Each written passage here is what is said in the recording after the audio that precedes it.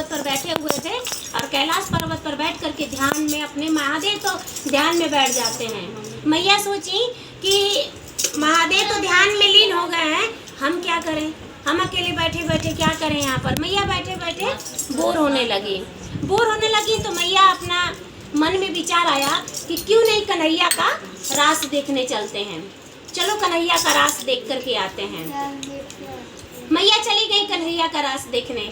अब एक दिन हम लोग शिव चर्चा में जाते हैं और कहीं नाच गाना होता है तो लोभित हो जाते हैं, अरे बड़ा बढ़िया नाच गाना वहाँ पर हुआ, भजन कीर्तन अच्छा हुआ, आनंद आया, चलो आज भी वो बहन आ रही हैं तो आज भी हम चलेंगे शिव चर्चा में, नाच गाना देखने को मिलेगा, शिव चर्चा सुनने को मिलेगा।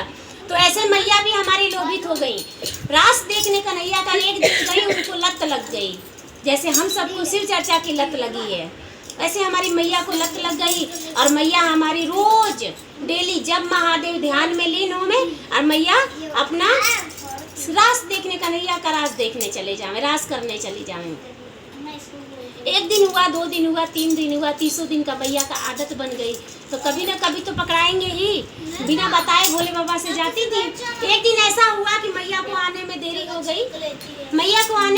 हो गई तो महादेव ध्यान में से उठे तो बोले गौरा बिना बताए तो कहीं जाती नहीं है, आज कहाँ चली गई, आज ये गौरा कहाँ चली गई, कहाँ आज चली गई, जाने दीजिए बच्चे हैं सब क्षमा है बच्चों के। गौरा आज कहाँ चली गई, बिना बताए गई हैं।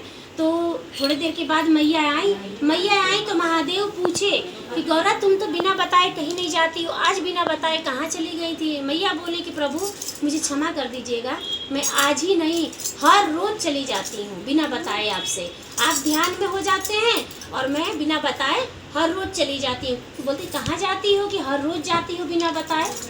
तो बोले मैं कन्हैया का रास देखने जाती हूँ। महादेव बोले कि कन्हैया के रास में ऐसा क्या रखा है कि तुम मुझे छोड़ करके कन्हैया का रास देखने चली जाती हो।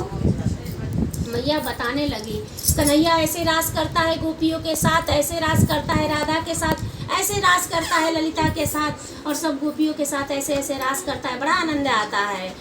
तो अब महादेव भी लोभित हो गए, बोले कि तो गौरा हम भी चलेंगे कन्हैया का रास देखने। बोले हम भी चलेंगे कन्हैया का रास देखने। अब मैया बोली कि प्रभु वहाँ पे सिर्फ जनानियाँ जाती हैं, जनाना नहीं जाते हैं, सिर्फ जनानियाँ जाती हैं। बोले महादेव बोले गौरा हम कुछ नहीं जानते हैं, तुम कैसे लेकर के जाओगी, मुझे कन्हैया का रास देखना है। बोले प्रभु आप नहीं मानेंगे, बोले नहीं मानेंगे। बोले ऐसी बात है तो प्रभु आपको भोला से भोली बनना पड़ेगा, आपको भोला से भोली बनना पड़ेगा तब हम ले जा सकते हैं। बोले कैसे, बोले आपको लहंगा चोली पहनना पड़ेगा, चुनरी ओढ़ना पड़ेगा, पूरा श्रृंगार करना पड़ेगा, जनानी बननी पड़ेगी तब आपको लेकर के चलेंगे। महादेव राजी हो गए उस पे भी, बोले ले आओ तो फिर देरी काहे कर रही हो, आज हम चलते हैं कन्हैया का रास देखने। मैया बोली चलिए तब ठीक है, आप नहीं मानेंगे तो आपको गोपी रूप धरना है तो चलिए कोई बात नहीं।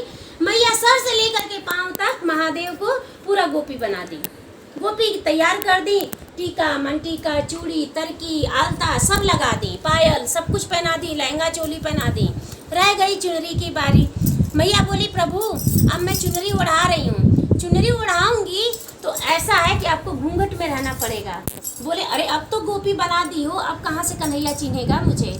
बोले प्रभु कन्हैया तो हर हालत में चिन्ह जाएगा, बहुत वो चतुर है, इसलिए आपको घूंघट में चलना पड़ेगा।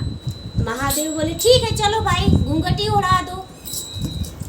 तो ये लहरीदार चुनरिया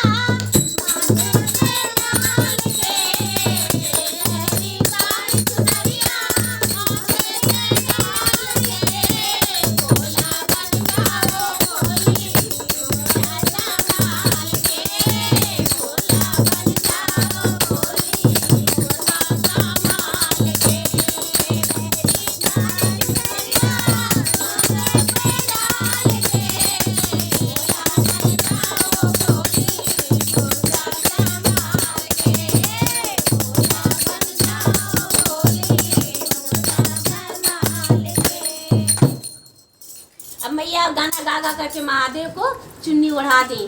बोली प्रभु आप इस चुन्नी को उठाइएगा मत, अगर कन्हैया कुछ बोले तो कन्हैया से मैं बात करूंगी, आप सिर्फ सिर हिलाइएगा, हाँ या ना का जवाब आप सिर हिला कर दीजिएगा, पर मुंह से आवाज़ मत निकालिएगा। तो कन्हैया बड़ा चतुर है, वो पहचान लेगा। बोले अच्छा ठीक है। अब मैया बोली कि आपके कान में जो बिच्छू लटका हुआ है, गले में जो सर्प है, इनको उतार दीजिए आप इनको उतार दीजिए, इनको आप लेकर के चलेंगे, ये कब कहाँ लटक जाएंगे कुछ ठिकाना नहीं है। तो सर्प को बोलिए कि कहीं दूसरा स्थान दीजिए उनको, कि जब तक आप लौट के ना आए तब तक ये आपके गले में ना रहे। तो महादेव बोल रहे हैं कि देखो गौरा, ना ये लोग मेरे बिना रह सकते हैं, ना मैं इनके बिना रह सकता हूँ, तो मैं इनको कहीं दूर नहीं रख सकता हूँ।